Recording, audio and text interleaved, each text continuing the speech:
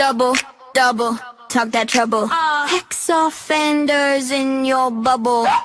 Christian cackling, Shannon got receipts.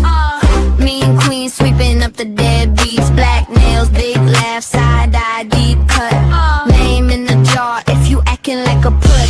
Circle cast tight, mic in the middle. One wrong move, you a roast, not a riddle. They stir, they spill, they drag, they drag. Whole damn flock in a toe tag bag. Offenders, yeah, they came to fry your vibe. From the broom to the group chat live. Hex offenders, if you fake, better duck and dive. Hot tea pouring, can't survive. Hex offenders. Hex offenders. Hex offenders. They like that candle, talk that smack, turn your soft flex straight into a clap back. Which tips hit list, laugh till they cry. Sweet on the real ones, cursed if you lie. Cauldron on boil, that gossip steam. Every bad ex get tossed in the cream. You did dirt, better hope they forget, or end up headline of the episode's Hex offenders. Yeah, they came to fry your vibe. From the broom to the group chat live. Hex offenders, if you fake, better duck and dive. Hot tea pouring, can't survive. Offenders. Hex offenders. Hex offenders.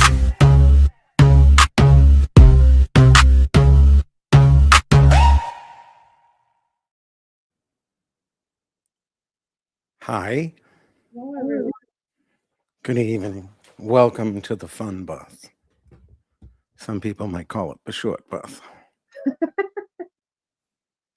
Can everyone see? Did you elevate? Yeah, I can. You look like you're looking at the screen, at the people. I elevated it. I elevated my screen, though probably not quite enough. Let me see. Hold on.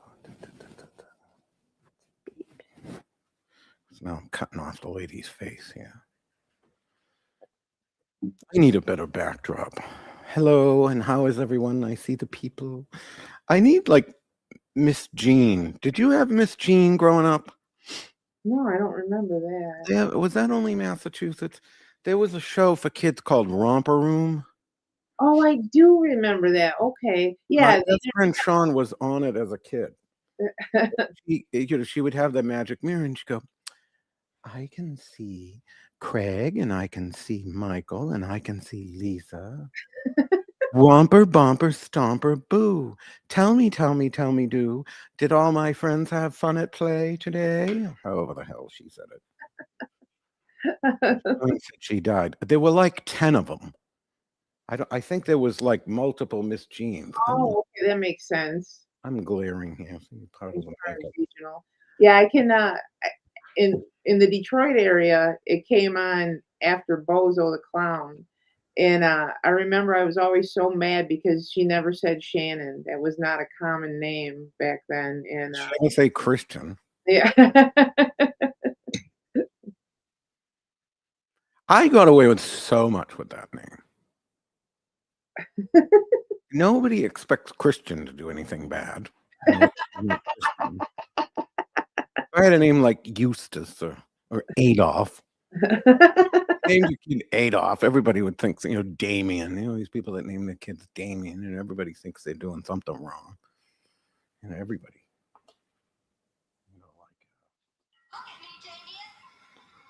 What the hell? Why is it not coming through? Did you hear it? It sounds like it's in the background. Oh, for Christ's sake. I am so over technology today. I really am. I'm over dealing with it. I'm really over explaining it. I'm tired. I don't know how everybody else is feeling, but this Pluto retrograde is making me feel like I need to apologize to Mercury. This has been way worse than retrograde that I've dealt with. It's all for you. One more. Look at me, Damien. It's all for you. I mean, people really don't understand. My name's Christian. I was born on Christmas. My mother's name was Mary. She was born on June 30th, 1950, which is halfway through the year, halfway through the halfway through the century, halfway through the year, and she was blind in one eye, so she had half her eyesight. I was born on Christmas Day with a name Christian Day. Now, I'm not saying this has significance.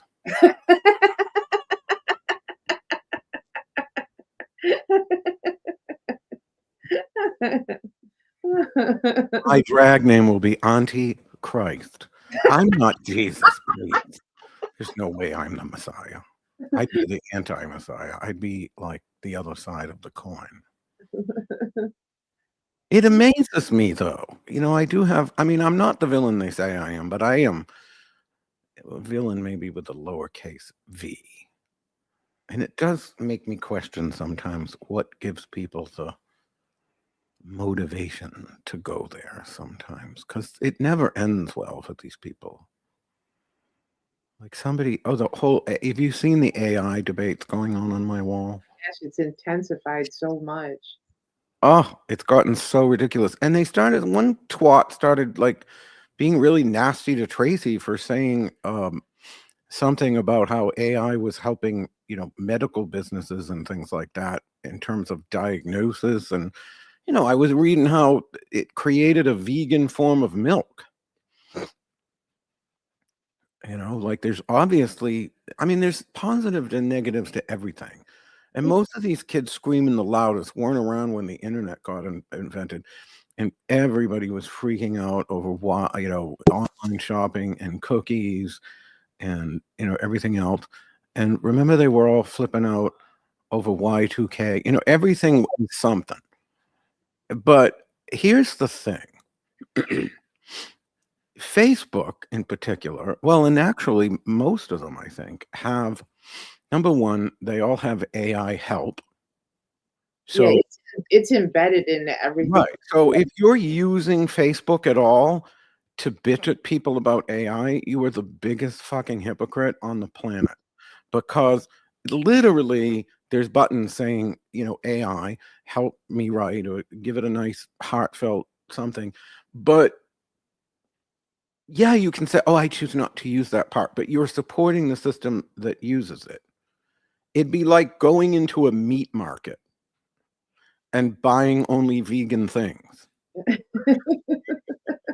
mean, they get supermarkets have everything, but I mean, specifically, you know, they have a place in Peabody, Massachusetts called the New England Meat Market, and going in there and buying vegan things. It's sort of like you are contributing to it either way, especially since Facebook has built-in AI image generators.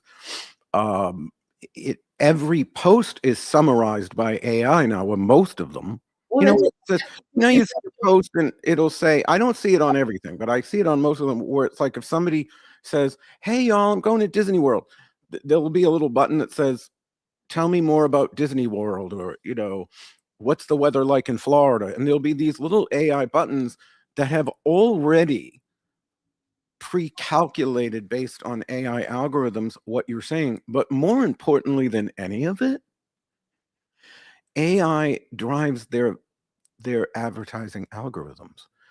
And Facebook does not charge by clicks, it charges by impressions. So meaning you're an eyeball that sees it. right. If you see the ad, you are an impression. So every time you see an ad in your feed, someone pays for that impression, and you are putting money into Facebook's pocketbook for the AI. Well, yeah, that's what I was just gonna say. Even when you Google something, Google now just gives you an AI summary and asks you, you know, do you want to move on from here? And I'm not saying that renders the argument against AI implausible. I mean, I have things about AI I don't like, a lot of things.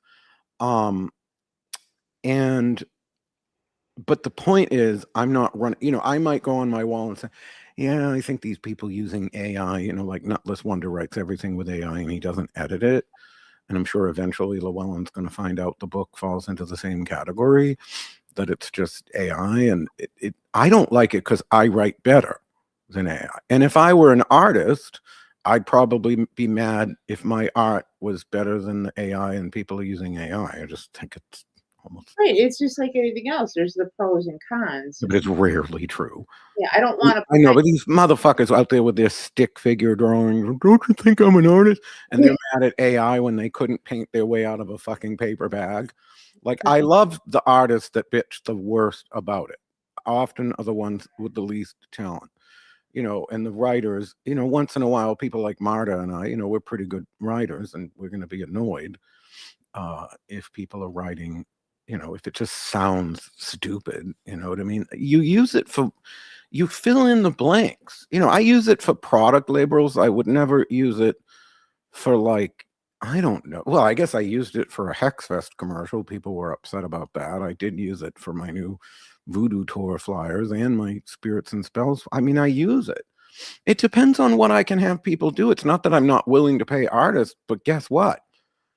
Like, I learned how to do my own web development 32 years ago. I learned how to do my own web development so that I wouldn't have to pay somebody $100 an hour or whatever it was.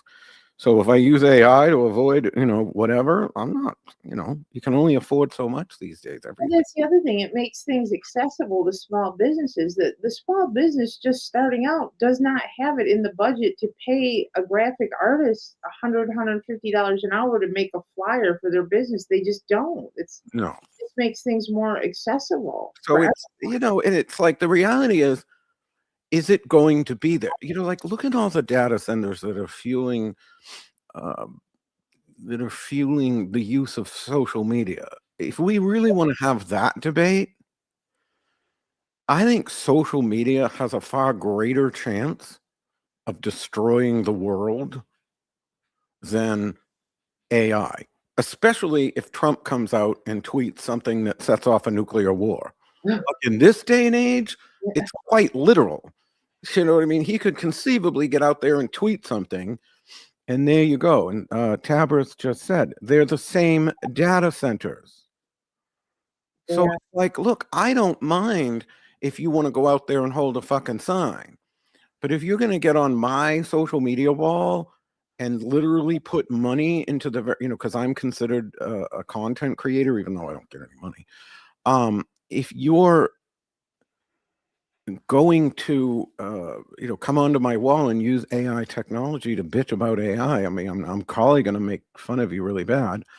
You know what I mean? It's like it is what it is. Like Lauren just said, I'm an artist and I use it. I can't do all the graphics. I mean, a lot of the stuff, like, so I couldn't find the right artist to do the right look that I wanted for Miss Aida's book. Figural candle spells, conjuring the power of fire. Ding! Available on Amazon. So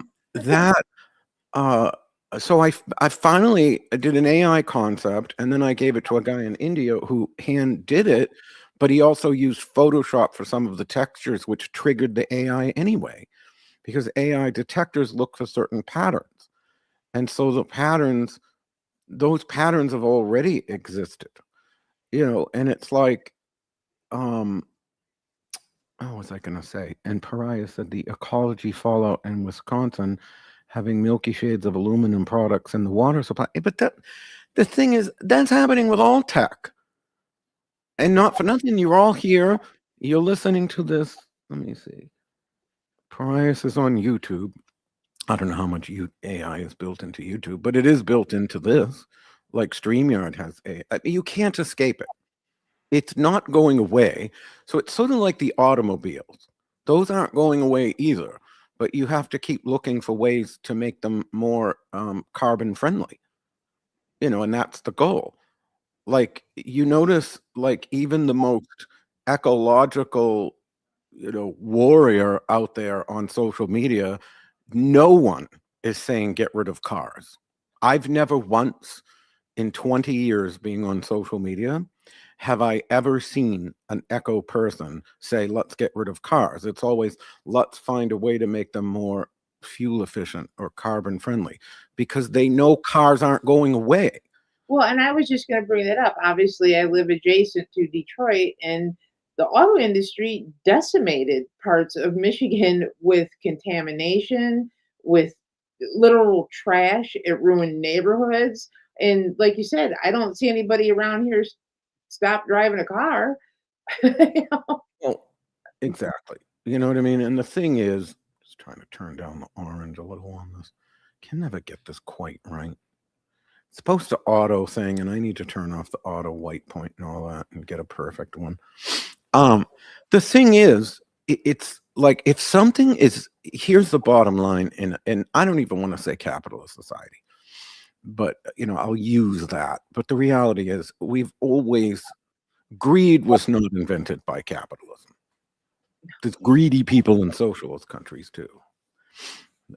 If I were born in a socialist country, I'd have a really big desk. If I were born in Somalia, I'd be a warlord. If I were born in the inner city, I'd have been a drug dealer. In either case, I would have risen to the top, because cream always does. But the thing is, when you have something that's that useful, it's not going away. It's just not. Business won't allow it. So there's no, we're already at the point where there's no way it's going away. So we have to start looking at, like, the cars. How do we reduce the carbon footprint? How do we make it more, whatever? Maybe we reduce pointless use of it. Oh, I don't know. When people bully me on my Facebook, I just make more AI. Like, anything people tell me not to do, short of the people that called me a child molester, I decided not to wear that particular pointy hat. I'm not going to go that far, but sometimes people accuse me of something falsely, or they come at me with this, you better not do this. I'm going to do it more, just because of the tone. I taught Brian, which said, he didn't really do that, and I didn't really do it. But there was this lady, I posted something from Joan Rivers. This is when she was still alive. Some lady got on my wall. That's her heck, she's evil. Just went on a tirade. I said, every word you say from here on out, I'm going to buy 1 pound of meat from the supermarket and then throw it away. So it was bought, and the animal died, and there was no purpose at all. And she managed to say 20 more words. So she didn't care about the animals. She just wanted to be right. If you cared about the animals and actually believed I might be telling the truth, then, you never know. This point right here, I actually own a tattoo studio, and this is one of the things that is problematic about it. We have clientele come in with a picture that they either made themselves on AI, or they ripped from the web that somebody else made with AI, and you're trying to explain to them, yeah, that looks really cool, but you can't do that. It's unrealistic. There's no way that can be replicated on the human skin or whatever, and they don't understand that. So yeah, I agree with you. Those are one of the problem talking points of it. And also, again, There's with a million problem talking points. yeah. And there's a million problem talking points about cars and electricity use. And I'm sorry, bitches, but how much fucking electricity do your hair dryers use? Because I ain't using it. Well, I do buzz my hair, I guess. It's electricity. But you know what I'm saying? We all have the luxuries or whatever it is that we do that other people don't do, that consume resources. It's like, look at all these people taking up the universe in magic that shouldn't be doing it. Like, if I want to get something out of the universe and put my magic out there, you got all these people polluting that pool. I noticed Shyla, one of our past guests, she's had quite the week with people coming after her about Florida water, telling that Florida water is a closed practice, and oh my goodness, it's just relentless. First of all, because I participated in that conversation, I can't save the planet and go bald because I still have to use a buzzer. Well, I suppose I could use a manual one. So I'm just centering myself in the shot I'm so narcissistic. I have to just get everything so perfect. Not like Fiona Horn narcissistic, but anyway. But the only magic I've got is nuking the microwave. Somebody said. I think somebody needs to open a shop next to Pentagram with like a food heating service with microwaves everywhere to set off Leanne's pacemaker. I think that would be funny. I did a video of her dying of a heart attack. I know it was a terrible use of AI, and I just kept watching. I think I've watched her die now 50 times, and I get happier every time I watch. So, and if I'm offending you, please stay, because somewhere towards the end, but it could be during the middle, I'm going to be giving away a free ticket to Hex Fest. It's going to be a one-time use code, so whoever goes and uses it first gets it. And so, hopefully you won't use it if you're not planning, if you're planning not to go. Well, and that's also the whole point of the show is we don't necessarily all need to agree on every talking point. We want that feedback. We want to have discussions because, as Christian likes to say, we want to create the conversation culture instead of the cancel culture. I wish the haters would call in. All those years I did Hex Education on Blog Talk Radio, and only twice. And they were the weirdest. Like, they weren't normal. I don't want to say normal. There's nothing normal about any of us. But they were just rereads. They came in with their drool cup and the helmet. And it was just, okay, what am I going to do with you? But it would be interesting to have one of these, the Matt Orens, come on and defend their position. Instead they just do things to sort of irritate me.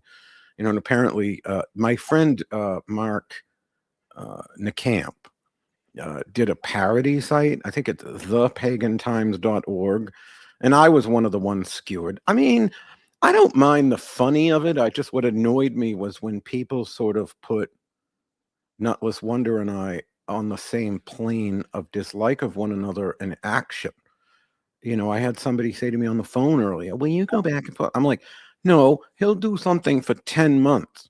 And I say nothing. And finally desecrates my grandmother's Find a Grave page online or gravesite. And then I make a video. But like, this is not an even, like, if this was even, a lot worse would have happened. I would be going to Christopher Penzak's mother's Find a Grave site, or maybe even go to her grave. You know what I mean? I don't know what I would do, but I'm sure if this was an equal fight, I'd have done a lot worse than I've done. A lot worse. But I actually have respect, for people's dead, even if I despise them. And when someone I despise dies, it's sort of over. Like, I don't sit there and think about how much I dislike them. Once in a great while, my mother's abusive husband, but even then, it's like, he's dead. He died in a lot of pain. What can I say? It was 6 months after I stuck him in one of those stalking thing that Sean gave me. What?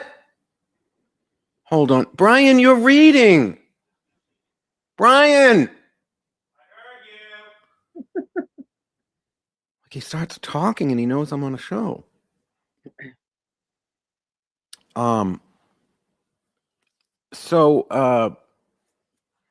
Anyway, find a landscaper to help. No, I'd find a grave digger. If I were really going to go, like, if someone had done that to my father's mother, he would have had their mother's body like dug up and thrown on the town dump. Maybe not, because he had this Portuguese respect for the dead, but I could see him doing it. He certainly was 50 times more vindictive than I could ever be. And that's really saying something. But yeah, I mean, that Florida water thing, first of all,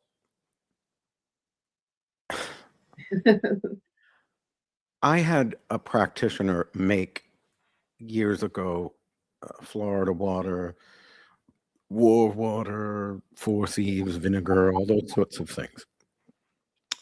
And the Four Thieves, that got, what do you call it? People bought that. People bought the war water. Thieves had a moment a couple of years ago. That was pretty nobody wanted the handmade Florida water. Nobody. They bought the wool water. They still do. I still sell that and Four Thieves. I sell lots of it. But when I tried to do, root worker handmade Florida water, nobody wanted it. They wanted Murray and Landman, which is probably mostly synthetic anyway. But that's what they wanted. That they buy it like Tabra said, they buy it at the dollar store, they buy it at the supermarket. It's become so commonplace that it's gone beyond just root workers and magic. It's a staple in many homes. So it's just odd to me. Why can I not? Oh, there we go. It's just very odd to me that would become a closed practice.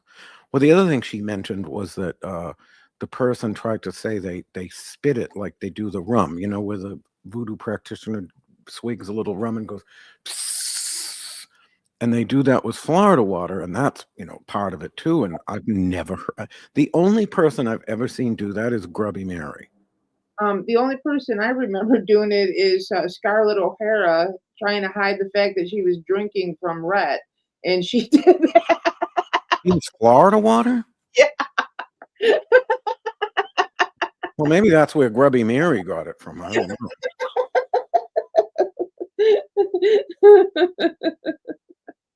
I don't know. But yeah, she's like, here, I was like, I ain't tasting that shit. Florida water and all those synthetic things in my mouth. Yeah, who only knows what's in it now? Right. But that's what people want. They want the Murray and Landman. Yeah, but it was that particular brand that you're talking about. I mean, that came from a perfumer in New York City in, what was it? It was the very early 1800s. Like literally like right after the yeah. So and by the way, in terms of the giveaways, the codes will be given away on the YouTube chat, which means if you're on Facebook, you can watch the show. It is streaming, but you won't get the discounts. You got to watch us on YouTube because we want to get the numbers. On YouTube, you got to build the numbers. And my husband was pointing out, and I don't know if there's like data behind this, but I think that videos might get more views by algorithm than lives that are now video. You know what I mean? Like you might need to download the live and re-upload it as a video. I'm not really sure.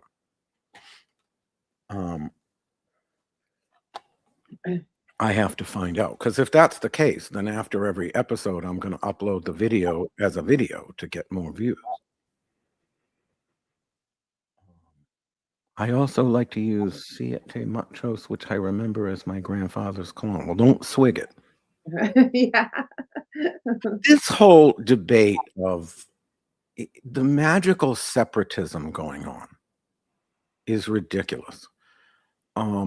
Yes, there are certain, like you can't, people will come to our public rituals at the store and they'll say, oh, it's so nice to see what the Alexandrians do. And we're like, you haven't seen what the Alexandrians do. We are a private mystery cult. We are a secret society. We are, an order that one must be brought into, like Haitian voodoo. You're not necessarily going to, you're more likely to see that because you can go to many Haitian voodoo ceremonies without being initiated.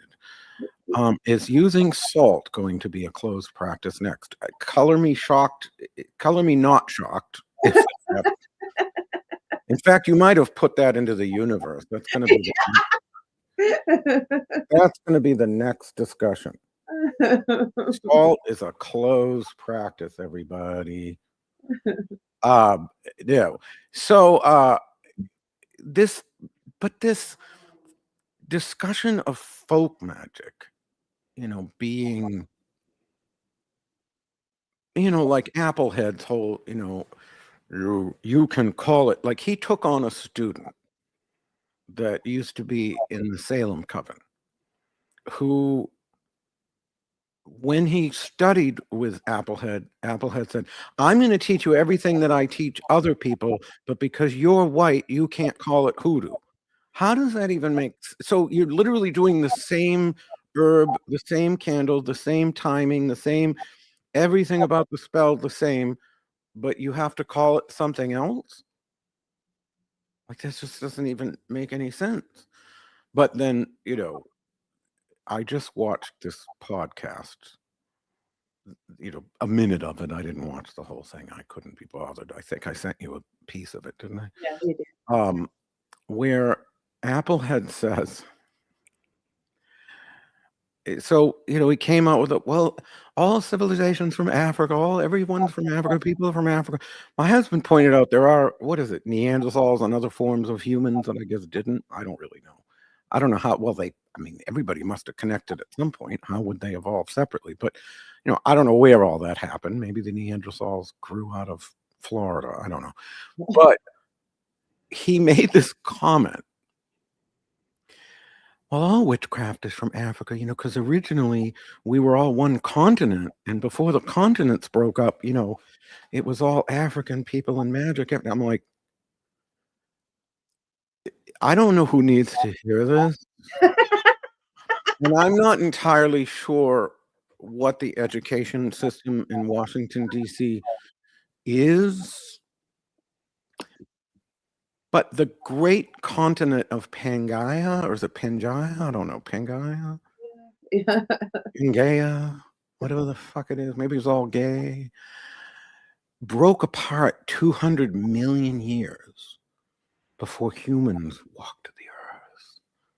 In fact, if I recall correctly, sharks and cockroaches only go back about 200 million years.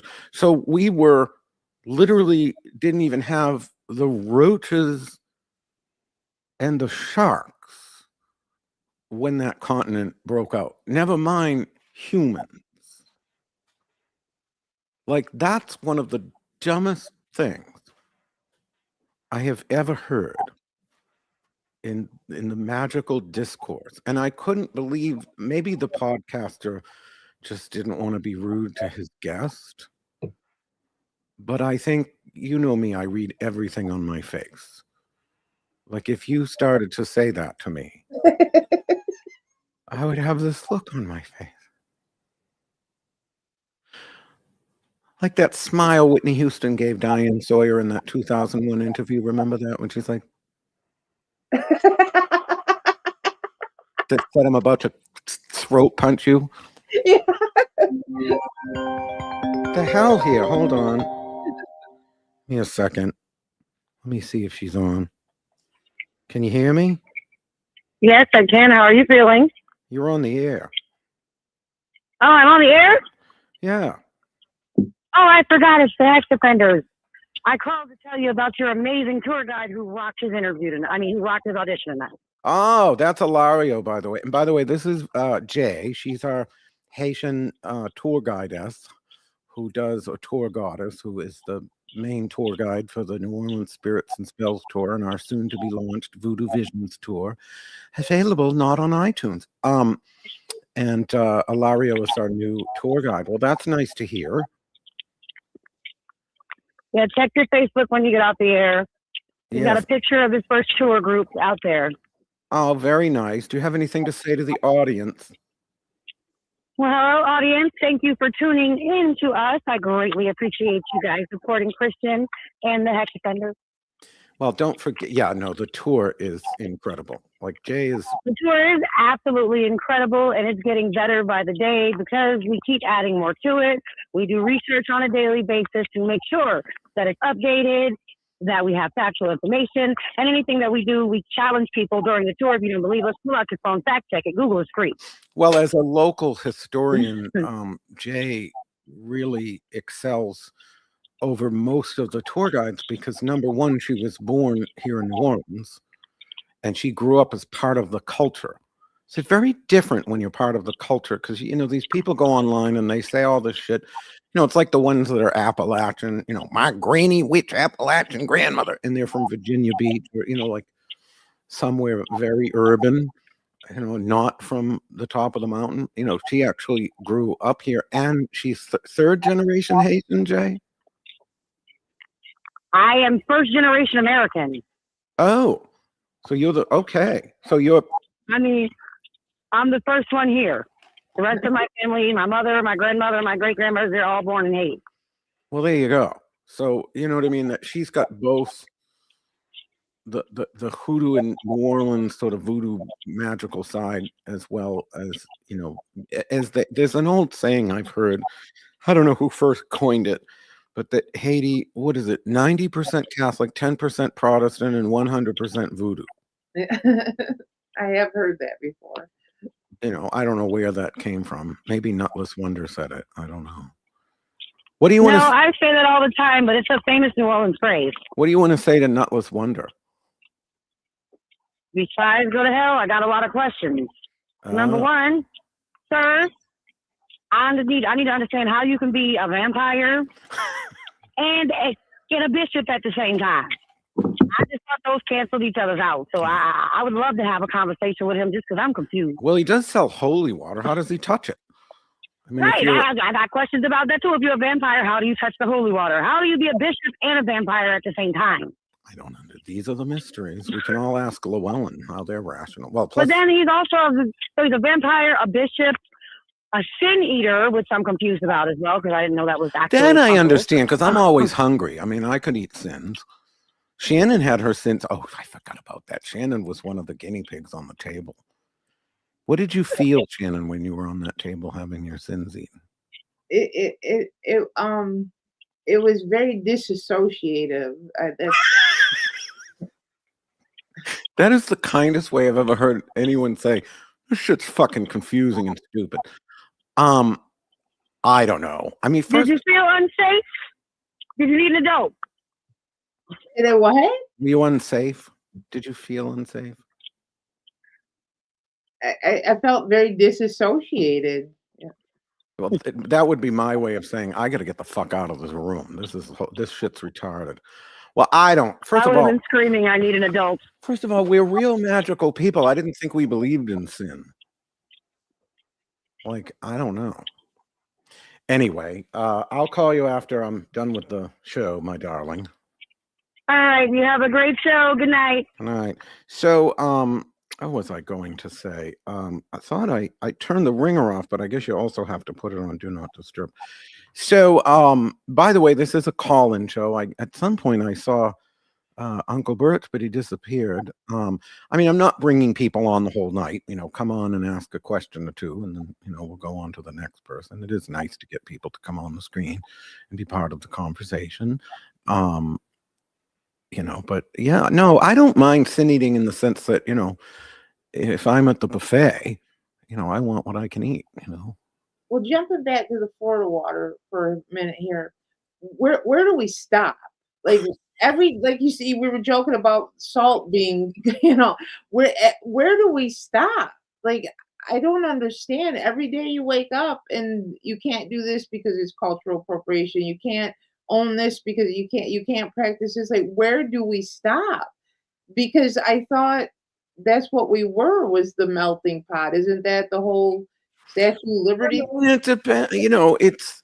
I don't want someone to just hang out a shingle and say they're a brain surgeon. Well, no. Some things require expertise and training, and I briefly joined this group. Well, no, I think I might still be in it. This Witchcraft for Beginners, because it had like 800,000 people. I'm like, I got to see what this is. And the arguments, I mean, I've never seen anything so ridiculous. And it literally is filled with those kinds of people saying, everything is closed and white people have no heritage. I mean, so what, should we just die? If all your ancestors were evil and everything about white people is evil. And I'm like, well, okay, but should I just kill myself? I mean, what do you do with that?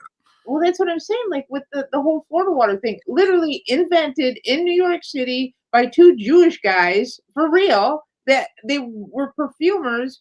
And so how does this evolve to this is a closed practice? Like that, half of the hoodoo shit that freaking First of all the hoodoo that Applehead knows, he learned from his grandmother, who was a white Jewish man named Hoodoo Sen Louise. He just says it's his grandmother and has managed to convince Llewellyn of this fallacy. But, you know, and then half of the things he posts are Hebrew symbols. I mean, the 6th and 7th books of Moses. I mean, granted, it's all, you know, it's not real Jewish mysticism, the 6th and 7th books, but it's absolutely rooted in Christian and Jewish mysticism. So and there are some people that argue the word hoodoo, it was an Irish word. You know, I don't know how true that is, but I have seen people argue this. So who the hell knows? First of all folk magic is a melting pot, all of it.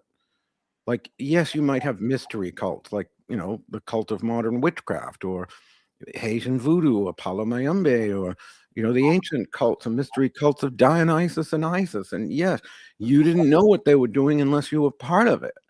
But folk magic, by its very definition of folk, that it is of the people, it changes and it evolves and it shifts and it grows and it morphs and it mixes and moxes.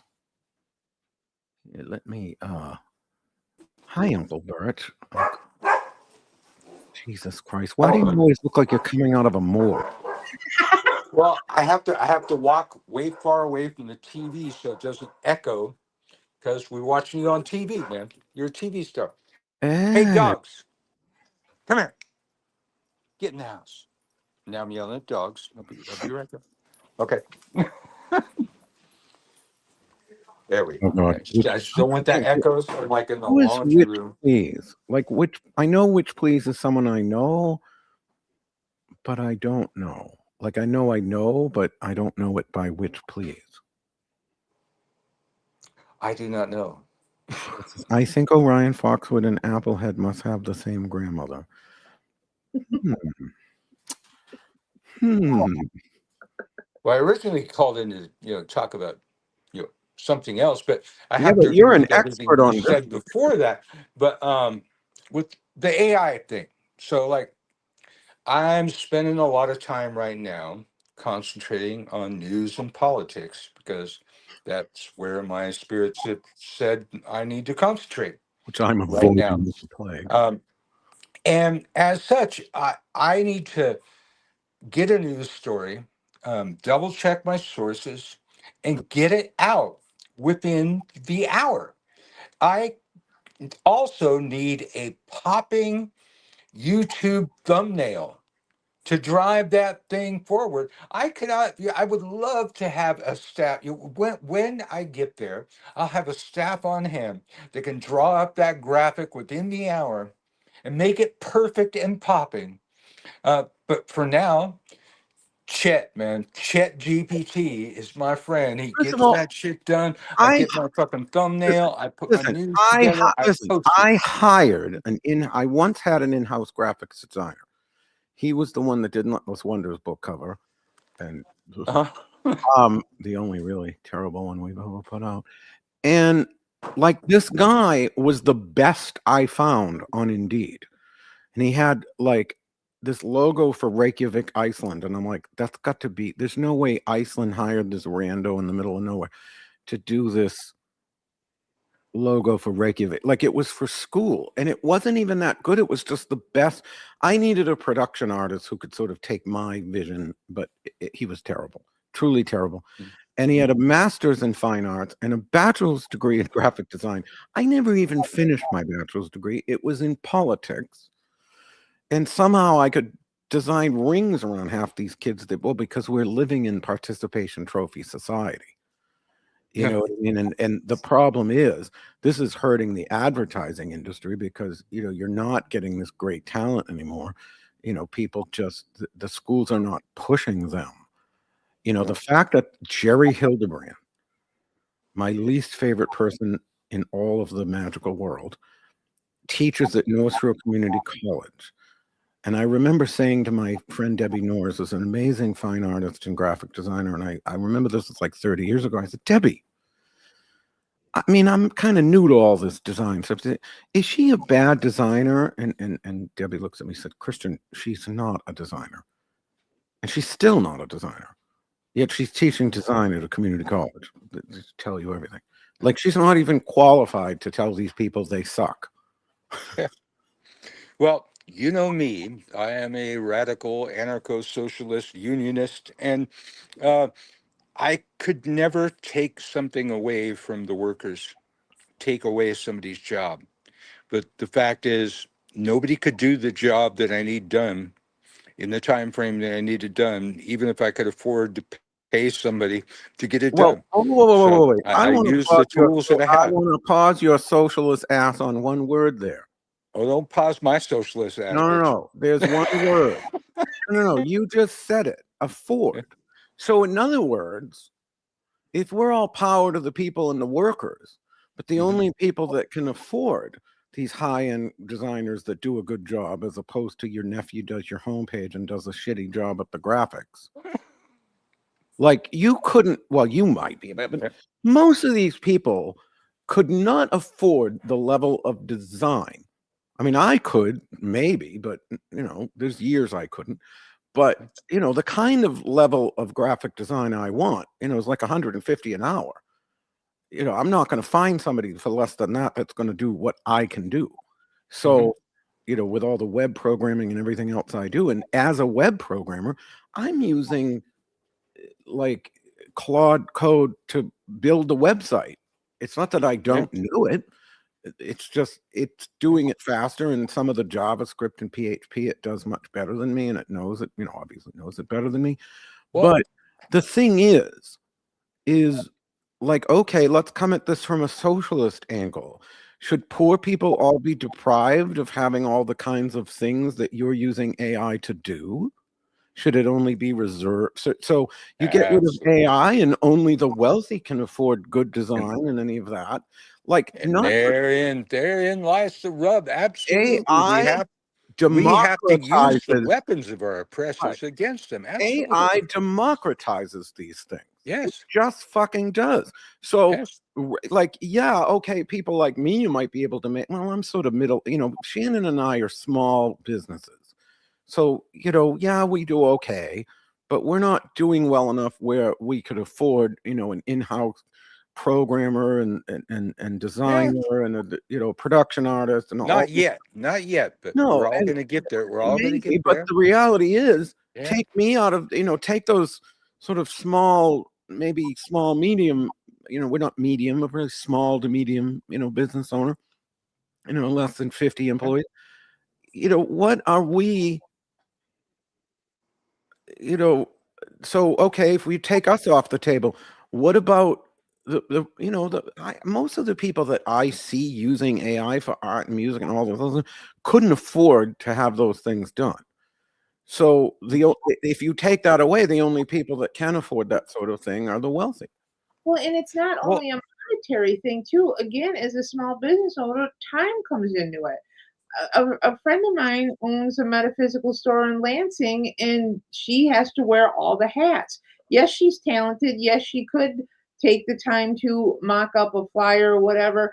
But does she have that kind of time? No, she's got to make the product. She's got to run the business. She's got to do readings. She can't take 35 hours out of her week and do art. She doesn't have that luxury. Yeah. Well, that's exactly what I was saying. It's like I'm doing news right now, so I have about an hour to find the story, research the story, say what I have to say about the story, assemble the clips for the story, and have a popping fucking thumbnail for YouTube. You have to have a popping thumbnail for YouTube, or you're not going anywhere. And even even when I can afford to have somebody do that, they can't do that as well as ChatGPT can in the amount of time that I have to put that story out. If the news gets cold, it gets old. I have to get it out as soon as I can, as best as I can. And I'm going to use AI, man. I'm not. Yes, it is the oppressor's tool to sell us all out and destroy all of our livelihood and replace us all with robots. but they can't be the only ones using it. You know, they invented guns too. What, are we not going to use guns? I mean, it's like anything else. We're going to have areas that Come on. sort of we feel more strongly about. Like your wife and I are more like, Jesus, look at that AI writing. You know what I mean? It so much depends on. Oh, yeah. Yeah, I don't want to buy a book that AI wrote, and I don't want to buy music off of Apple that AI wrote, but if it can help somebody else produce something that is of quality to purchase, by all means. If you used AI to create a flyer to draw me to your business to shop there, that is wonderful. Oh, I did that Hex Fest ad with all the animated, and it was animated versions of us.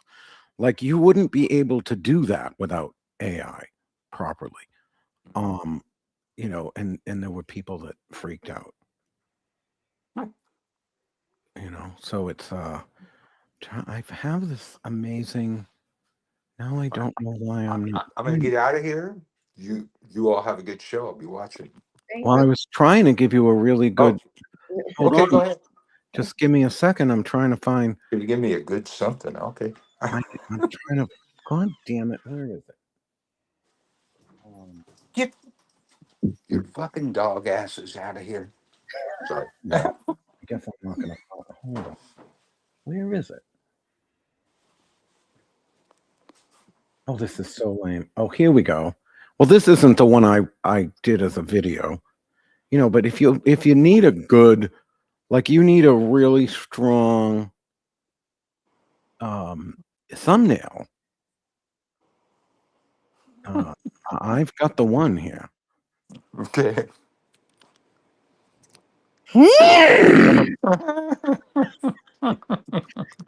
That's pretty good. But I've done countless ones of Jeffrey Epstein dressed as Rambo for the Epstein War. Those are some of my favorite. What ChatGPT. No, the new one you've got to see is I've been posting some of them. They're so disturbing. They are. It's called Void Stomper. It's a page on Facebook that does AI. It's called Void VOID Stomper STOMPER. It's just some of the most disturbing videos I've ever seen in my life done with AI. But anyway, You have me at disturbing. well, you know this. I managed the audio on Sea Dance isn't as good because I tried to get Manatee's. She makes this food noise. Like if you've ever been out to eat with this woman, there's this noise that she makes. And when the calories go up, the pitch goes up with it. You know, so if you see her standing in front of an eclair and you don't hear anything, but you see these dogs all running by, you know, it's that sound. Now she was so there's like a Salem travel tips group or whatever it was, and someone went on there, you know, saying they're always asking where do I get a good psychic reading, whatever. So I try to tell my staff, you know, get your clients to go on and say blah blah blah, you know, go to so and so, you know, because Pentascam, you know, really has gotten their employees to really, you know, judge up, you know, the interaction. And so what the hell is it's another cat. Brian, there's another cat out. I hope it's not our cat. You have cats? When we have a cat in the house. I know it's a feral cat. I can't something like that. Okay. No, but she got on there and she said it just walked. I think it went. Yeah. But anyway, no, she got on there and was like, Leanne's been reading longer than any of those stores have been open. And first of all, like Crowhaven Corner is the oldest witch shop in America, and it's been there since Sandra was Leanne were both 3 years old. So no, she, you know, unless she was doing mediumship from the crib, no. You know, and it was the moderator sent her a 24-hour ban and said, don't do, you know, because you can go on there and promote your favorites without, what the hell is that? You can promote your favorites without bashing somebody else. You know, if you want to bash somebody else, come here. Oh, yeah. All right, I should go, y'all. Great show. Long time listener, first time caller. Yes, and to call in, you can go to join.hexoffenders.live. It's join.hexoffenders.live, and that will, you know, prep you to get in the queue. So I want to do some sort of pre-page. It was not no, that's actually not true. So the original witch shop that Lori Cabot did on Old Derby Street was called the Witch Shop. And then, oh God, when was it? It was around the year 2000 or 1999. I can't remember exactly. It's like either 98, 99, or 2000 when Lori, it was in the mid to late 90s that Lorelei took over. Like 28 years ago, Lorelei took over Crowhaven Corner from Jody Cabot, who had gotten it from her mother. And then in like 99, 2000, 2001, whatever it was, Lori opened up The Cat, the Crow, and the Crown, which then changed to Lori Cabot's Witch Shop. But yeah, no, The Cat, the Crow, and the Crown was after. It was later, yeah. Yeah. Yeah, no, I've been here Yeah, most definitely. 40 years in this sideshow. Some people have debated whether Crowhaven is the oldest in the country, because I think Onita Toop's shop was there first, but I don't know that I would call it a witchcraft shop either. I think Onita Toop's, you know, shop in New Orleans was more of a classic occult shop than specifically witchcraft, though she did do the religious order of witchcraft. It wasn't marketed or like you said, specifically as a witch shop. Right. Crowhaven Corner always had the subtitle, a witch shop. Yeah. You know, there was not, you know, Herman Slater's warlock shop, then it became Magical Child. But those were more occult shops. But certainly, you know, Crowhaven is the longest single running Most definitely magical shop anywhere, I think. You know, is there anything that's still going that was going on that? You know, it wasn't Salem's first witch shop, Crowhaven. The witch shop was, but it was also Lori Cabot. Jody hated me for some unfounded reason. Jody never needed a reason. I was gonna say. Jody was hateful. Those things. Join the club. Yeah, no. Jody Cabot was hatred incarnate. Is this pariah? Like, is this person for? Like, is there a purpose to this person? What is this person's just posting weird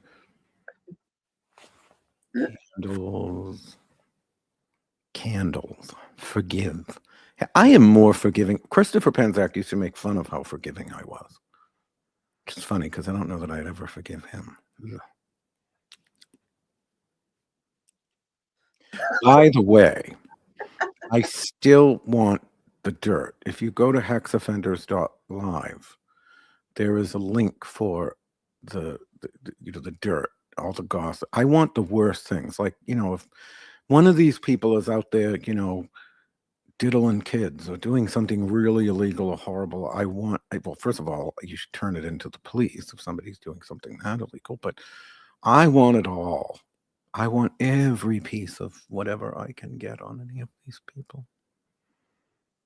I want to salivate every dirty story.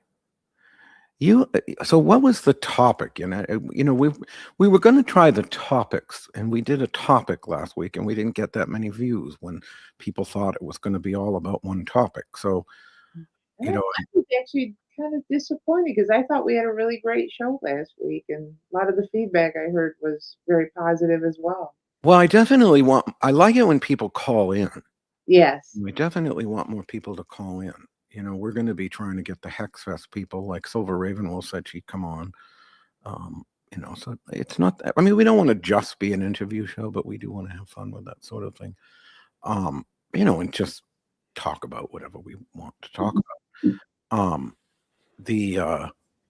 But you had brought up this, I just don't know anything about it.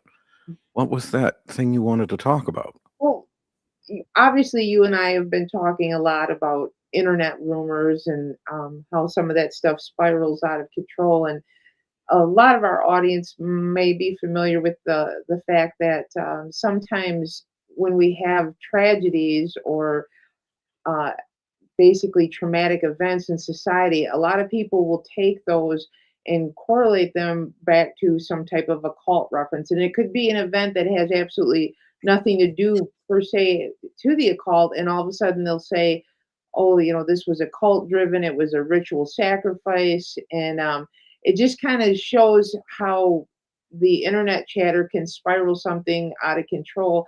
And trust me, I love a good conspiracy theory as the next person, but some of them I found that they were quite reaching, and it like I said, it just reminded me of the correlation of like how these stories build, like how a rumor starts and it just builds and builds and builds on it. And some of them people may be not familiar with. Like one of the oldest chestnuts in the book is the Titanic. A lot of people, there's conspiracy theories about that it was ritual sacrifice, well, the bankers and the big money people, and that's how we, everybody went down with the ship, and that's how we got this big central banking system, and so on and so forth. But there's a lot of them that come after that. One of the most recent ones that, well, it's a couple of years now, but one of the most recent ones was the Astro World event, which was a music festival. And those of you that are familiar with it, basically there was a crowd rush of the stage. A lot of people got trampled, asphyxiated, and almost immediately it started spinning into this whole occult theme, that it was a ritual sacrifice. It was all predetermined, that it was set up that they were going to sacrifice these members of the crowd, that the stage was set up as a portal and a gateway, and it just build and build from there. And there was like all this numerology tie into it. And then they said that the performer that was performing when the incident happened, Travis Scott, they said that he just kept performing while the incident was taking place, and he ignored it and wanted more people to die, and it just kind of escalated from there. And we see that a lot in a lot of tragic events. One of the other ones was the let me get the name correctly here, because this one didn't happen in the United States. It happened over in the UK. It was in West London, and it was the Grenfell Tower fire. And the video footage of it, the people were correlating it to like the tower card in the tarot. The video footage of it showed these flames that were shooting literally straight up. They looked like columns. They were so uniform, and that's not how fire acts. How could fire act like that without some type of occult interference? And again, tragic loss of death. This one occurred in 2017, and like I said, it was in West London, and 72 people died and hundreds were injured. And again, they were tying it in with numerology. And then, like, if you look at the pictures of it, and the pictures are at nighttime, and you see these towers of flame, these coming up from the actual tower itself, and it looks spooky and scary. But is that really the occult, or was that government neglect, class inequity? That's so. Well, yeah, I think in any magical situation, you try to find the mundane answer first. It's amazing to me how much people are willing to attribute to curses that they think people are putting upon them. I just don't think my haters have the talent. I mean, maybe a couple of them, but This is a good one. This one's actually been on my mind a lot lately. Again, talking about the whole conspiracy theory, and not to get off on a huge tangent here, because I don't want to come off like a raging conspiracy theorist. But those of you who know me know that I am an Air Force daughter, and needless to say, I was born in New Mexico, and I spent a lot of time there as a child, and that whole remote viewing, all that stuff was going on around that time when I was born, and Is that real? Like they really used it? they really did. That some of it's still obviously very classified, but some of it has been unclassified. And without going into too much detail, my dad was a ranking officer, and so staying up late and eavesdropping on the adults, I picked up on a few things here and there. So, but it really, the remote viewing was very real. That was experimentation that they were conducting, and there's a lot of strange things that happened that correlated with it.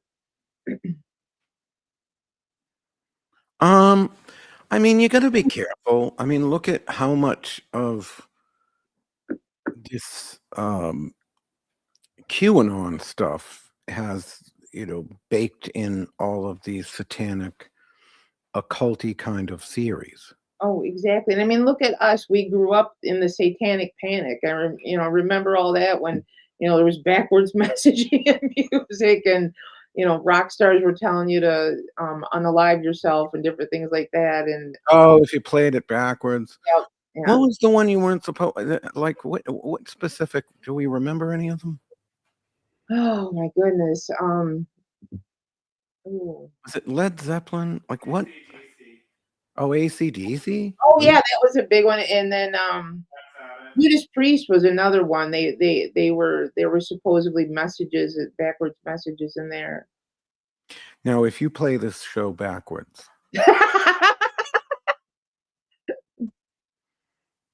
there might be a whole bunch of people I'm wanting to unalive themselves, but you have to first record the show, and you have to play it backwards. You'd be amazed what I'm saying right now. Just hear the sound of my voice, and within the tones of the subliminal, what did they call it? Backwash? What do you call it? Backwards masking, they called it. And Backmasking. Yeah, the backmask. I want you to backmask. You were supposed to spin the record backwards, and then you could hear these messages. And is speaking through. I mean, and again, some of that goes back, not necessarily satanic, but I mean, that kind of stuff was going on when the Beatles were popular. Remember the whole Paul is dead thing? And if you spun a Revolution number 9 backwards, and then again, there's numerology with that, the number 9. Oh, I can just go off on such a tangent. Jesus Christ. Well, you can find. I like this one. If you play the show backwards, the horned god shows up and backhands you. Or just something else. I am walrus. I don't know.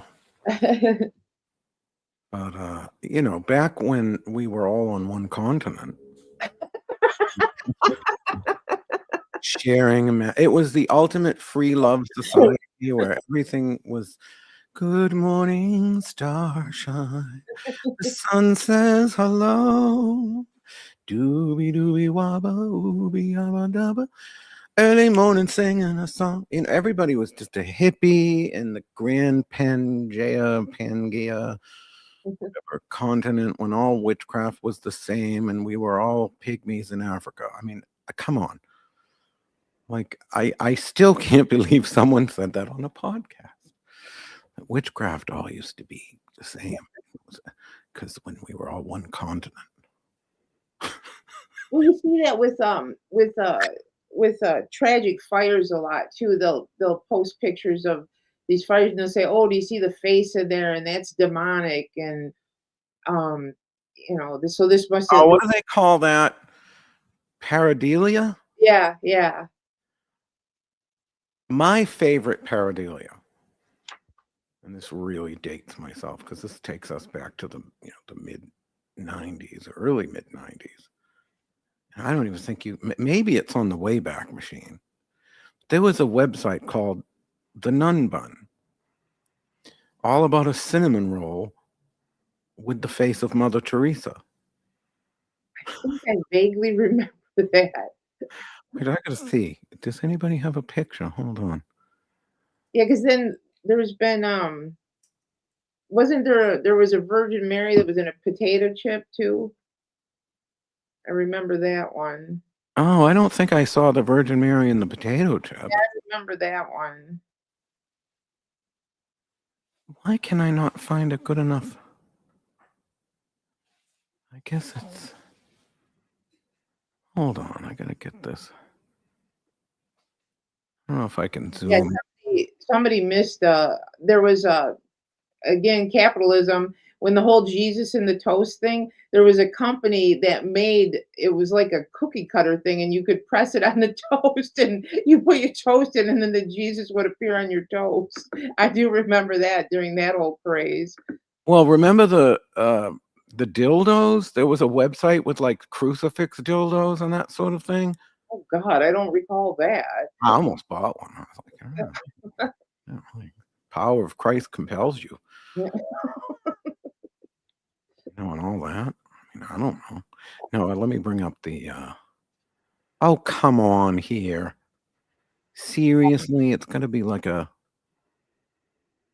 I guess I'm going to have to do it as a screen share because this is lame. Window. Here we go. So this is it not showing? Oh, here we go. I mean, I could see it. Can you see it? Shannon? Well, I could see it, but I'm trying to see where they see her in it. Oh my God, it's right there. Oh, okay. All right. Now I see where the eyes are. Okay. Like here's the eyes. Yeah. Okay. Here's Yeah. the, and these lights represent the people she's scraping up off the street. I mean, it's there. We've had a lot of Dark Crystal references this show. I think we're going to have to touch on that next show. I don't know. I mean, I personally, but that was before Mother Teresa died, so it couldn't have been her ghost that was right. coming. But I don't know. I mean, why doesn't the Stang Gang not see to give a fuck about the satanic panic with all of their talk about worshiping the devil? Oh, I'm so over this. And you and I have we've met these people. Remember, because you were married to one of them, and and Sean would introduce me to these people. And he'd, Christian.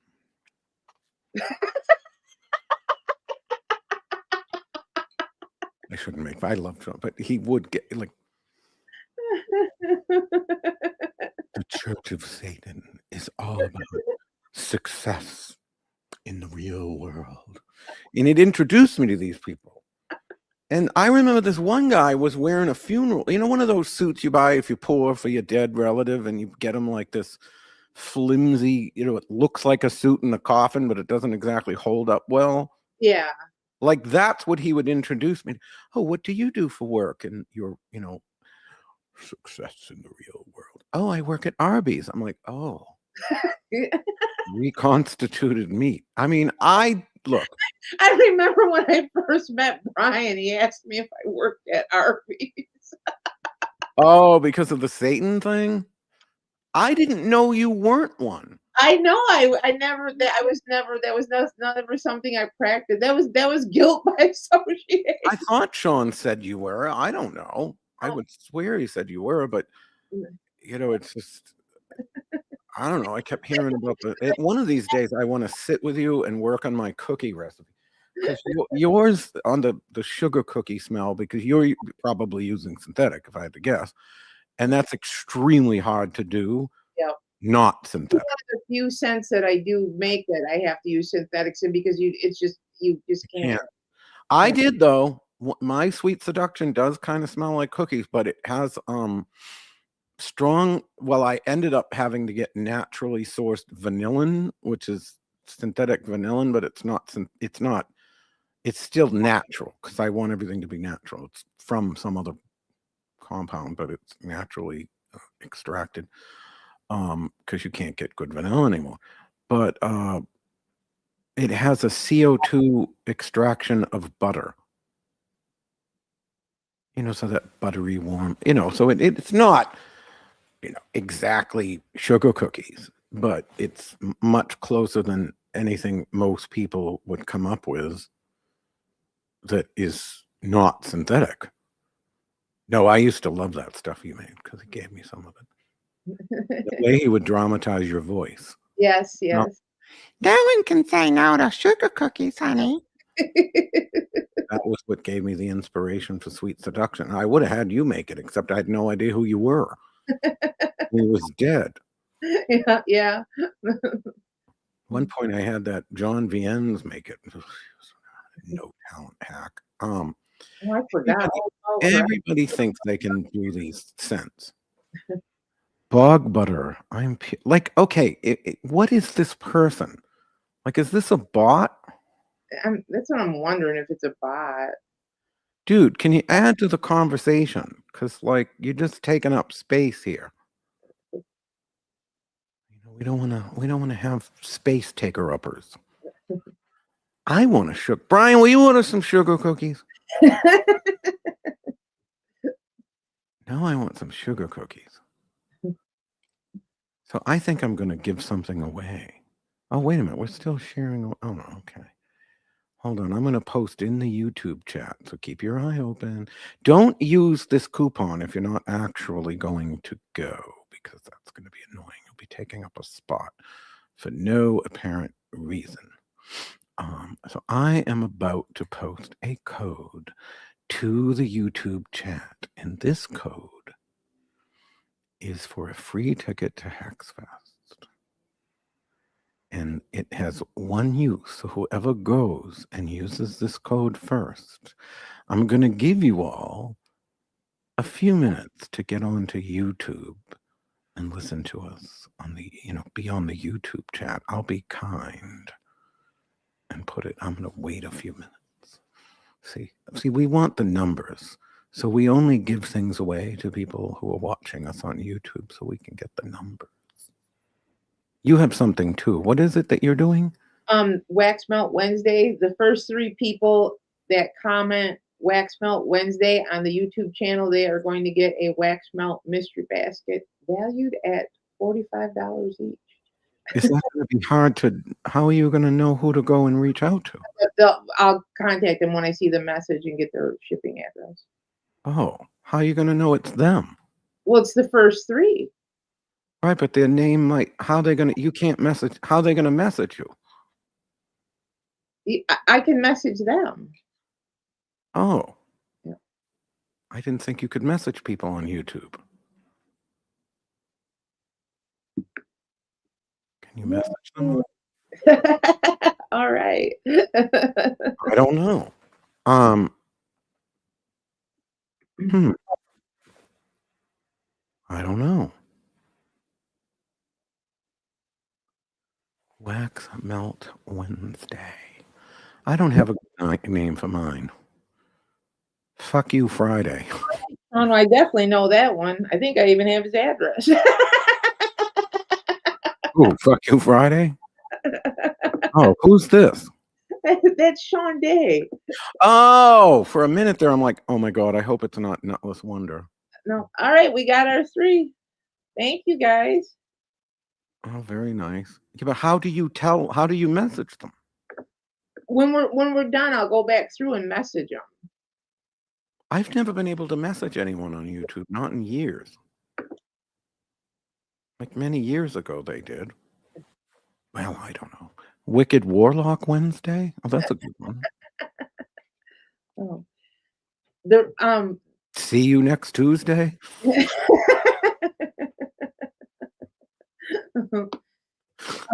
Yeah, YouTube just gives us a little bit more freedom. They don't censor like how Facebook does. So that's why we kind of want to drive everybody more towards the YouTube. Well, that, and apparently Facebook now deletes the video after 30 days, where it's yeah, I know. I keep getting those messages. Your video will be deleted. Though I really need to find out if it delete, like if like when the live is over and it becomes permanently part of the live section, if it gets as good of an algorithm as if it was a straight up video in the video section. And I don't really know. Mm. I mean, I know that that new video is getting a shit ton. Like it's already over 500, I think. Is it really? Pretendian. If you haven't seen it, please go. We'll probably play it one of these weeks, but I want to give a little break from certain people. But yeah, but if you go to the Hex Offenders YouTube, Yep, that's right. Yeah, that's as long as you're. you need to verify your age to participate in the chat on YouTube. Well, how old do you have to be? I think it's 18. Oh, because I say the video is not made for kids. Yeah. I mean, is it like because of the words? Shit, piss, fuck, cock, suck a motherfucker and tits. Remember that? Was it?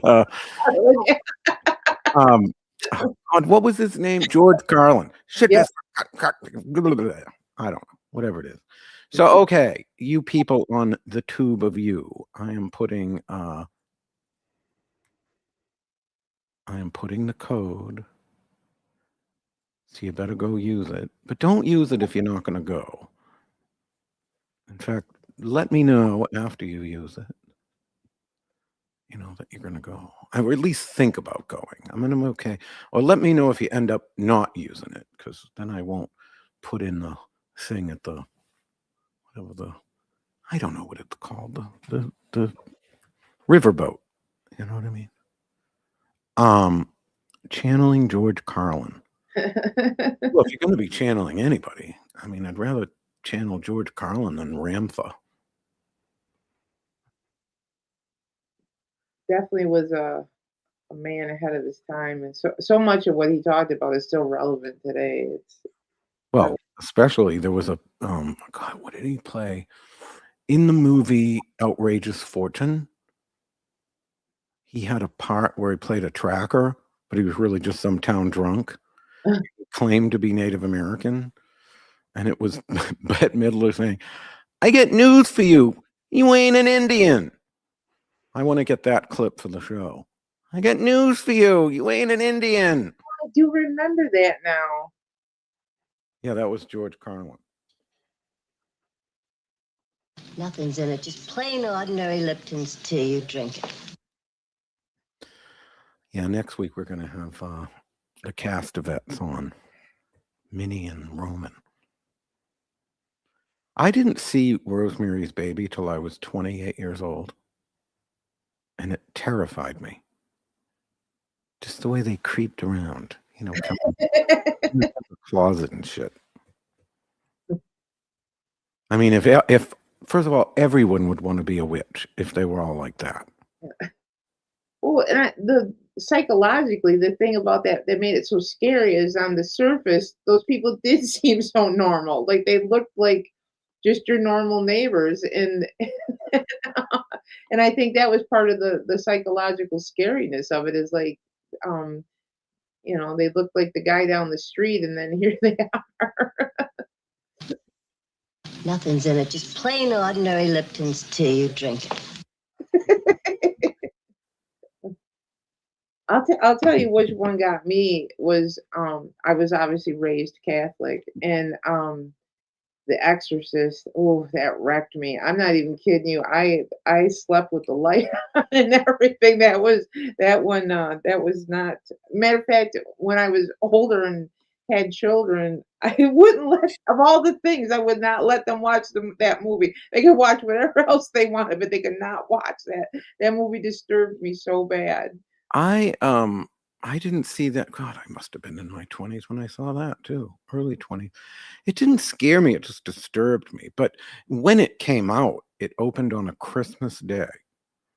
Talk about offensive. Imagine sitting in a theater. Let Jesus fuck you. You know what I mean? Let him fuck you. And it's Christmas. Yeah, yeah. You went to midnight mass the night before. You're sitting in this friggin' theater. People walked out. People fainted. And it had a huge, I think the scariest horror movies are the ones that change your real life. You know, The Exorcist made people terrified of Ouija boards and that their kids were going to be possessed. Oh my gosh, yeah, that did The Exorcist did so much damage to Oh, Park a few of them did. I mean, Psycho, you know, that's pre our generation, but, you know, that made people terrified of the shower. Oh, most You definitely. always thought there was something on the other side of the shower curtain Yeah. because Psycho. And frankly, I mean, this is the hill I'll probably die on. If there's any movie that rises above every other movie in terms of its impact on people's real life behavior, I'm wondering if you can guess what I'm thinking of. In the chat, people can participate too. It is a movie that has changed real life behavior to such a degree that the tagline of the sequel actually invoked, you know, the marketing tagline that goes beneath the name of the sequel of this movie referenced that very fear. Can no one guess? Pink flamingos. Final Destination. Jesus Christ, what are you, 12? No one can remember that. Oh my God. I guess I'll have to give you, no, it's not Alien. I will have to give you the tagline of the sequel to what I think, I mean, at least for me, above everything else. Just when you thought it was safe to go back in the water Oh, okay. was the tagline of Jaws 2. Because the movie Jaws it changed, you know, nobody thought about great white sharks. It wasn't No one thought about that. mine when you were going to the beach, you didn't No, and my mother took me along she was on a date, and I was in the back seat of the car at a drive-in, and we're all watching this, you know, with the little box that hangs on the window, and that's your sound is the little box on the window. And, you know, they didn't even have, you know, the tune in on your radio thing. It was just a little box that hang on your window. And I used to sit there in the bathtub at like 4 years old, thinking the shark was going to come up from underneath. And of course, what does my mother get me for Christmas? The Jaws playset that's sort of like the Operation game where you have to like try to get pick out things of out of its mouth and it might just go ka-chump, you know, and then she brings it to the bathroom. Hey, Chris, you want to take a bath? And I already think there's something's going to come up from underneath. Yeah, no, I don't think any movie had that impact on that level.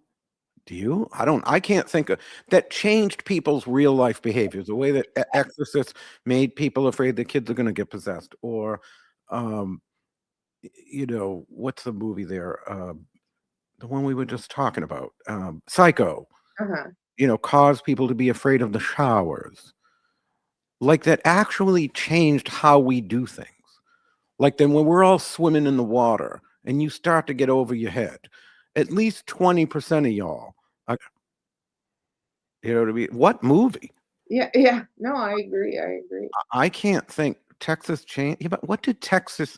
Okay, Texas Chainsaw Massacre may have kept us away from a few farms, but you know, unless you live in a really rural area, I mean, I don't know.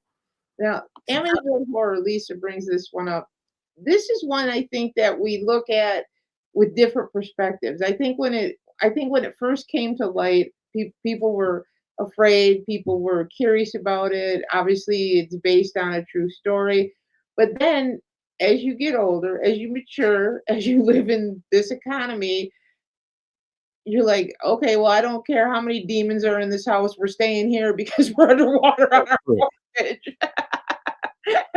Well, Texas Chainsaw Massacre made her afraid of Texas, but yeah, it's much smaller. Jaws, I mean, maybe because I was there, but it changed everything. Everything. Like no one thought about No, that was what not was under the water, and it was so like again, the sequel defined it. It's like what other sequel? You know, just when you thought it was safe to use the Ouija board again, you know. Just when you thought it was safe to get back in the shower. What Yeah. was the tagline of? No, even that didn't happen because the tagline for Psycho 2, if I recall correctly, was "It's been 22 years and Yeah. Norman Bates is coming home." That was the tagline. Literally the tagline of Jaws 2. Just when you thought it was safe to go back in the water. And it because they knew they were making fun of the fact, or they were playing off of the fact that I can't think, well, okay, this one might have some merit. Wait, hold on.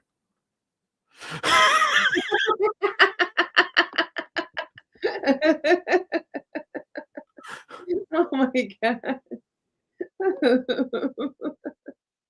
There is Killer Clowns. Why is it not letting me? Okay. Somebody I can't find it now, but somebody had mentioned the fourth kind, and that one was really disturbing too. That one, I'm not gonna lie, I held my breath a few times when I was watching that one. And again, as somebody who was raised in New Mexico by the whole alien conspiracy concepts, yeah, that one was scary for me. And the owls really did me in on that I one. mean, the X-Files certainly got us all thinking about conspiracies and that kind of thing. And I suppose, in the age of, I think the peak QAnon interest was we had like 26 million people, including people I know, that were in that whole thing. Uh-huh. And it's it really, so I do think the conspiracy, but that can't really be traced to one movie, or one show, because Right. AFK movie, and all that. There's so many conspiracy movies that contributed to that, but I can't think of one movie that did more to shift people's everyday behavior in the world than Jaws. I mean, somebody mentioned Phantasm, maybe there will be a ball that, the thing that floats in the air with a knife.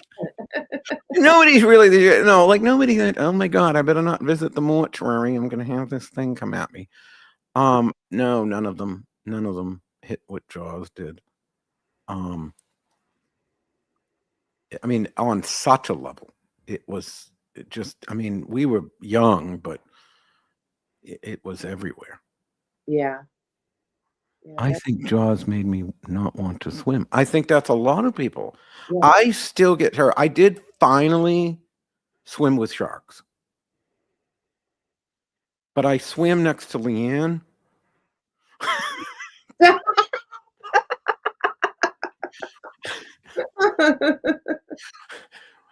We tricked Brian into it, but no, I picked the fat one and I swam next to her because I thought, well, if they decide that they're hungry, you know what I mean? When Lorelai and I went a few years before,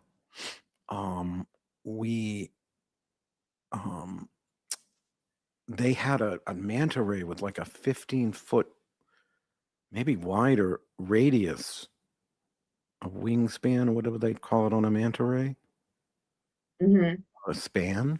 Yeah. And sharks at Atlantis in the Bahamas, but they were releasing it the following week.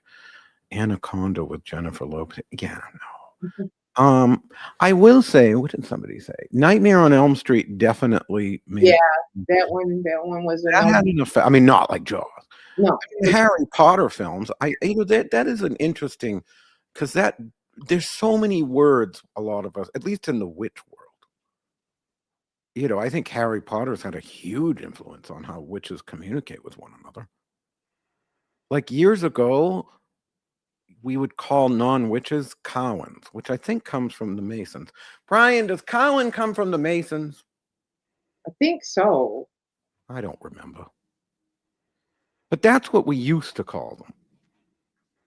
Does what come from the Masons? Cowan. Say it again. Cowan. Oh, I don't know. I thought it was from, what is Cowan from? I'm using AI, everybody, to find out how many gallons of water is it going to take to suck this bit of information Oh out. my gosh, yes, Dark Shadows. Oh my goodness, that my heart. Well, my niece, Angel, was named after Angelique, and she's a professional psychic. And for the longest time, she was using Angel. And I'm like, why don't you call yourself Angelique? You're named after one of the coolest fucking witches in all of pop culture Yeah. in the Wiccan vernacular. We used to say Cowan. Now we say Muggles.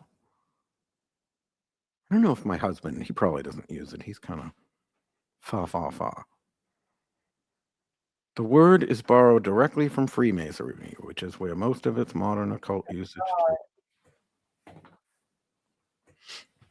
Yeah, so I guess it's Freemasonry. But yeah, did Hellraiser change? No, not really.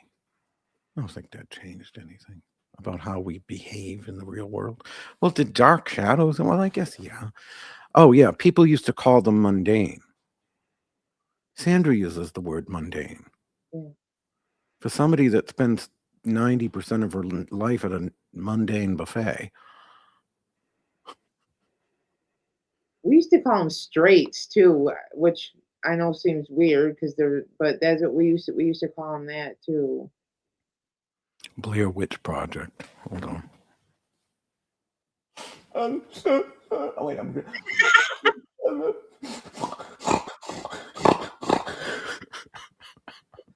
The I hated that movie so much. see, I didn't. Because to me that movie was that could really have happened. Like it and the way it marketed it was genius. That's what I hate. Oh, I hate those found footage movies. But that was in the early days of the internet, and that was so the marketing on it was just Oh, absolutely yeah. No. So many people thought it was real. yeah. Well, you know who did it first and better, frankly, was Orson Welles with the radio Right. of H.G. Wells' War of the World. Like, people thought we were getting invaded. Right. Yeah, people thought that was really happening at the time, yeah. Oh, I will say something Wicked This Way Comes definitely impacted the witchcraft. I mean, what movies do we all, that's I know we're getting a little off the magical topic, but like, the movies that have impacted our language, I mean, I love the line from Something Wicked This Way Comes, I suck that misery and find it sweet. But I think practical magic has more, Harry Potter has, I mean, what words are we using now or phrases that come from these movies? Yeah, because it become part of everyday language. Well, you can't practice witchcraft while you look down your nose at it. No. I know I use that one. Yeah. I know I use this one. Surprise, bitch. I bet you thought you'd seen the last of me. Surprise, bitch. Yeah, there's a lot of them that like. You don't even exist to me. And probably my favorite. Have another cherry. Yeah, this was a good one because this one, even though there's a lot of fantastical stuff in it, this one brought something to light that most people in the mainstream had no idea about. And there was a lot of uncomfortable, disturbing imagery and story taglines in that movie. No, I loved The Serpent and the Rainbow, and it was also based in a true story. I mean, I don't know how much. Exactly. I don't know how much of the actual story was the book fiction, or was it? Because I don't remember. The book touted itself as being based on a true story. Again, it had stuff that was embellished, for want of a better term. Oh, it was technically fiction. Yeah. Hold on, I'm looking it up on Amazon. Is it considered? But what's it considered? I'm looking it up. Serpent and the Rainbow. I love that. Of course, when Marie Carmel, Mambo Marie, spoke at Hex Fest, all of like 4'7", And she's up there. She's from Haiti. And I said, if you say that voodoo doll have anything to do with Haitian witchcraft, Haitian voodoo, I will kill you. Terrified. No, but I asked her, I said, I don't want your, all the religious Haitian voodoo stuff that people all teach at these conferences. I don't want that. I want to hear about the magical side, which comes from both the African and some European, but mostly African, and the Taino Indians, the native Taino tribe. And so she was talking about like putting her hand through mirrors and killing her son-in-law, and like just and the powder. She said she's never used the pufferfish powder, but it does exist. Like it is something which is in that book. What was it? The tetrodotoxin? Yep. Oh, this is another one Elisa brought up, the skeleton tree. You never heard the mainstream talk about brick dust. That was, you talk about close practice. Or Like, hoodoo. yeah, I never heard. Nobody is, other than Cat Ironwood and the few people that all pretend they never knew her. Yeah, I don't like her, but I really do. Never heard about brick dust outside of being in New Orleans. And I don't care for her that much, but I do feel bad for Cat Ironwood. That that's I love Miss Aida because she knows her Santeria, she knows who knows, but she never. I don't think they get along anymore. But she never like denies. Oh, I studied with Cat Ironwood. Most of these people that studied with her, like, son, as a woman of African descent, you're whiter than me. Star casters. They all say they studied. They don't know her. They all studied with her. That woman's got records on everybody because she keeps very detailed files on her students. She's super paranoid. So she's got so many bodies buried. Yeah, you talk about somebody who knows where the bodies are buried. No, but all these people run around. I remember Cat Ironwood. She's a cultural appropriator, and like you all studied with her motherfuckers. It's like these people that run around, like Andres Corbin. Most people don't know this. He was a student. Most people don't know who Andres Corbin is, but he, from Earth Spirit, he was a Laurie Cabot student. Like a lot of people pretend they weren't. I'll at least give Putzak that little, at least he doesn't ever deny. He dilutes, but he doesn't deny. God, he irritates me. We would have to have a list of who doesn't irritate me to not have this whole show run into hundreds of hours. If it was just who does irritate me, I'm just not that nice anymore. I was one day long ago in the Stone Age when the continents were all together.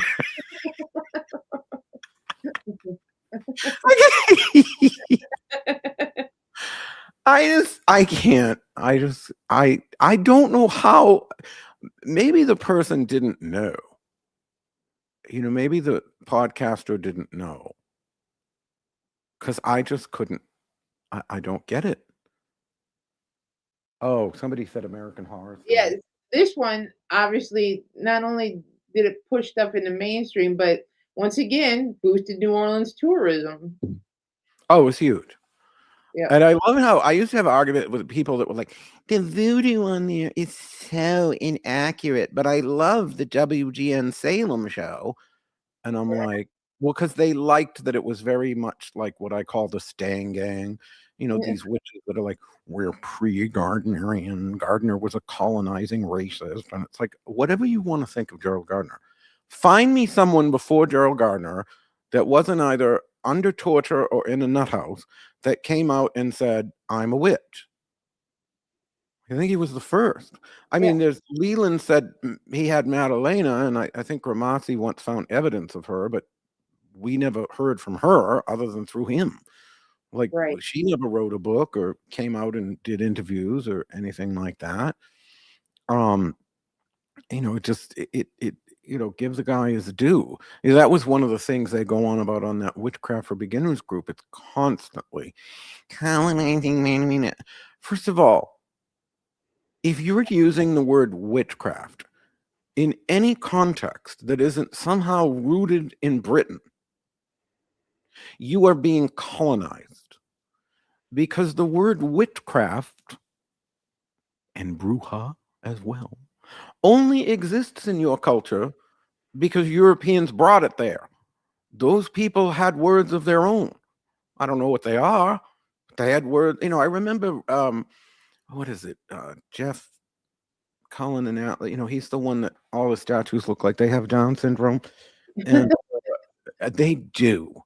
I mean, he's kind of hot. They like muscle dudes. It kind of That's a poorly executed art. no, but his face, he could use AI. Once they make AI in 3D, it'll make his life so much better because he looks like he has a touch of the Downs. I mean, the boyfriend's not as bad, the husband's not as bad looking, but I called them Roid Rage and Gap Tooth, and just to prove how much I inspire people to improve themselves, within 6 months of my calling them Roid Rage and Gap Tooth, he now became the artist formerly known as Gap Tooth because he had the gap fixed. So see, my insults inspired people to better their lives. I'm doing good for the world here. He went and no, but what was it? He went on. They called my husband a racist because Brian put this video out saying witches don't sacrifice animals, which was very much in the context of British witchcraft, and we don't really have evidence of what witchcraft was prior to the modern occult witchcraft movement, or if there even was any form of witchcraft. I mean, the closest I think anyone's gotten is that somewhat savage book. I liked it, by Stephen W. Yates. I think it's Stephen Yates. It's called A Tribe of Witches, and it's about the kingdom of the witchy in the Cotswolds in Central Europe during Anglo-Saxon times, and they had a cauldron goddess, and it was the Dubuni tribe, and I'm probably saying it wrong, but and Levi Rowland, who's has a degree in linguistics, said, well, that's a homophone. It's just two words that happen to sound alike. So who knows? But that's the closest we came. Cauldron goddess and magic and divine, and certainly the words Wicha and Wiche, which really meant male and female witch. So you take the gender off. The old word for witch was not Wicca. Right. It came from two roots, which were witchy and wiche, male and female. Oh, that's the other thing. So the people on the Witchcraft for Beginners group were freaking out, going, we think the reason Gardner chose the word Wicca, which he didn't even call it. Isn't there like only one reference or something like that? Well, it's more that later down the road, I think it was Charles Cardell that started calling them the Wiccans. It wasn't something that we used. Gardner didn't use it. He said witchcraft. These people on this group going, I think that Gardner chose Wicca because he wanted to emphasize the male, because Wicca was male witch. And I'm like, I don't think they thought that deep. Like, these people were not etymologists. Gardner, Sanders, they were not etymologists. They probably didn't think that deep. But Wicha and Wiche are, what do you call it? They are not actual words. They're gender variants, because Old English was a gendered language. Modern English is not. So, you take the gender off of Wicha and Wiche, you get witch. So it's essentially, either you could say it's a non-gendered word now, but originally it was absolutely gendered, and didn't really have room for the non-binary thing, which was so prevalent back in medieval time. Yeah, I mean, most of the languages are gendered. Modern English is one of the few that's not. Right, but Old English was. And so, anybody saying, the artist formerly known as Gap Tooth, they were putting this out there, calling my husband racist because witches don't sacrifice animals. And he was like, well, I'm a Peruvian witch and my family did Peruvian. First of all, whatever was there prior to Spanish colonization would not have been called witchcraft, nor would it have been called bruja. So, okay, the name Wicca originated from the Old English word Wicca. Well, it's Wicha. It's Wicha and Wiche. The two C's are pronounced like the palliative of the CH in the word chip. Yep. So it's, yes, okay, if you're looking at it like, okay, it's a word, but it was two words. it's almost misogynist for these, well, it is misogynist for these dictionaries to say the name Wicca comes from, or the name witch or Wicca comes from the word Wicca. Well, okay, he said the name Wicca comes from. The word witch originated from witcha and witche. They were gender variants. You wouldn't have said witch by itself because everything, it's the same as in Spanish. You're going to always put the L or the la or there's some way of genderizing those words as you say them.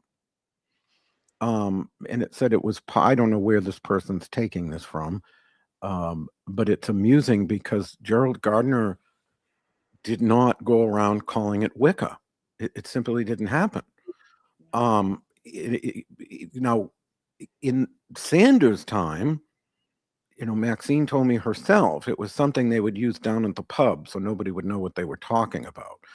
But it was, I'm almost certain it was Charles Cardell, and it was said as a derogatory thing, like the Wiccans, and what he was thinking about those Wiccans. And it was not. And now all of these people in modern initiatory craft are using the word Wicca to differentiate from all the people using the word witch like an umbrella. The problem is they're doing it even worse with the word Wicca. Like when I see people say Wicca is culturally appropriating, they use sage, and I'm like, well, first of all, if we used any sage, it would have been Europe. There's the kind you use in your turkey at Thanksgiving is the European sage. The sage the Native Americans used is, I think, different. I think It's completely different. I don't know if any of that sage was pre-Columbian exchange. I wouldn't know. I imagine the European sage might have been pre-Columbian exchange, but I don't know. But the sage they're all bitching about now, it's not pre-Columbian. I mean, you know what I mean? It was here. So were tomatoes, and look at how many of us guineas use that. You know what I mean? They're from here too. You go back 600 years, you didn't have, gravy, at least not that kind, because you didn't have tomatoes. So this is the whole thing. Magic is like food. It mixes so much. What did Buckland talked about this as well? It's witchcraft. Well, yeah. When Brian and when I first introduced Brian to Maxine, like in 2013, we're all having drinks, and one of the first things she said was, "Why can't we all just call it witchcraft?" Because it is. And I do think that,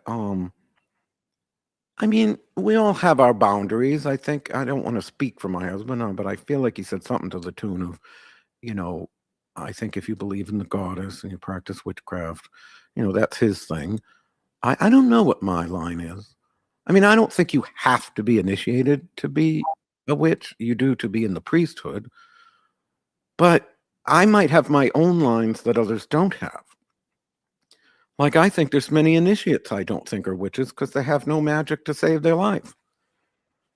And I definitely think if they're not magical, they're not witches. I've always thought that. But we all have our line where we say, oh, this is where we draw the line between what is a witch, what is not. You know what I mean? I don't know the full extent of your practices, but I think of you as a witch. Right. I don't know I think you have a goddess, but that's not necessarily my hard line in the sand, but I can see why it would be for some. I do think it's important to remember the divine feminine, absolutely. Well, and just like we talked about the whole folk magic thing, again, all that stuff is so regional, and you look at some of the stuff like particularly the Appalachian stuff around the Pennsylvania area and stuff. A lot of that magic, the folk magic that they practiced, was protection against witches. They were literally practicing magic, creating spells to protect themselves against witches. So, like a lot of the stores in Salem sell those witch balls. Yeah. And they were to protect against witches. I like them. They're very, anything that protects against. Well, the original, I talk about this in my book that, originally Maklu ritual that was the origin of the Archangel Michael, we think. Originally it was magic was a positive, you know what I mean? And eventually it was transformed into the bad witchcraft, and they separated it and all of that. And even that Ronald Hutton did it with his book, The Witch. And I was sitting in the bathtub and listening to the audiobook, and I started splashing around upset when I heard him say, well, witch is the negative practitioner, but we need a better word for the positive practitioner. And he comes up with this, absolutely, thank you, South Park, for giving me back this word, retarded phrase or term called service magician. Oh my God. The witch is the baneful practitioner and the service magician is the positive. And I'm like, first of all, what practitioner do we know that can't use both hands? Oh my God. What practitioner can't go both? What is it, the old saying, if you can't hex, you can't heal? Oh, yeah. But I mean, not that you should be running around hexing. There is cause and effect, and I don't like to overuse the word karma, but the idea of accountability in energy work and what have you. But like this idea that there's this totally evil thing called the witch over here and the service magician over here, as though people don't go to service magicians by the millions to get them to do fucking nasty shit. Like, how many of these people? I literally had somebody on that Witchcraft for Beginners group yesterday post. I'm like, I don't know how long I'm going to stay in that. I've been just watching. They let you post ads in there, so I figured I'll stay in. But like, I'm in there, and somebody goes, can I have a hex for all the people that raped me?